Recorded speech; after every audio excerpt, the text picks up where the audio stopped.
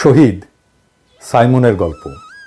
18 জুলাই বহদ্দারহাট এলাকায় আন্দোলনরত শিক্ষার্থীরা অবস্থান নিলে সংঘর্ষের আশঙ্কায় দুপুর 2টার দিকে দোকান বন্ধ করে সাইমনকে ছুটি দিয়ে দেন মালিক মিঠু চৌধুরী। দোকান থেকে বের হয়ে বাসায় যাওয়ার পথে বহদ্দারহাট এলাকায় আন্দোলনরত শিক্ষার্থী এবং ছাত্রলীগ যুবলীগের মধ্যে চলমান সংঘর্ষে মাঝে পড়ে যায় সাইমন। গুলিবিদ্ধ হয়ে পানি উন্নয়ন বোর্ডের গলিতে পড়ে থাকে সে।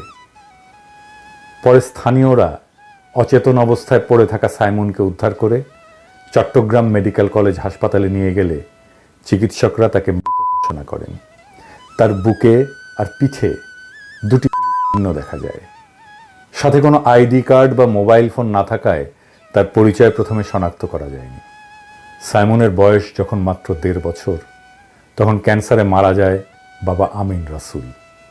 মা রহিমা বেগম বুদ্ধি প্রতিবন্ধী বড় ছেলে এবং সাইমনকে নিয়ে চালিয়ে যান জীবন সংগ্রাম।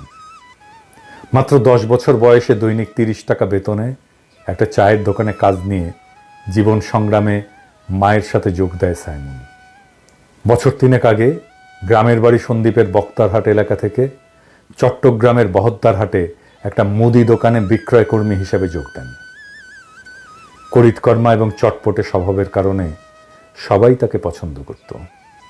মাস 4 আগে পুরনো চাকরি ছেড়ে বহদ্দারহাট মোড়ে হক মার্কেটে জয় এন্টারপ্রাইজ নামে একটা মুদি দোকানে যোগ দেয় মাসে 13,000 টাকা বেতনে। খতিবের হাট এলাকায় একটা মেসে থাকত সাইমন। মাসে 1-2বার ছুটি পেলে বাসায় আসত। সকালে সন্দ্বীপ থেকে পিঠাপুলি নিয়ে এসেছিলেন তার মা।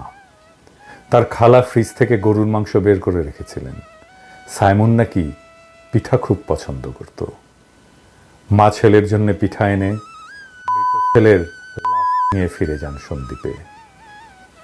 প্রফেসর ইউনুস, আপনাকে ছাত্ররা চাকরি দেয় নাই, আপনাকে এই সাইমনরা বুকের রক্ত দিয়ে অভিষিক্ত করছে ক্ষমতায়। ওটাই গণক্ষমতা। ওই ক্ষমতা আমরা আপনাকে আমেরিকার পদতলে অর্ঘ্য দেওয়ার জন্য দেই নাই। আমরা এটা হইতে দেব না। ইনকিলাব জিন্দাবাদ।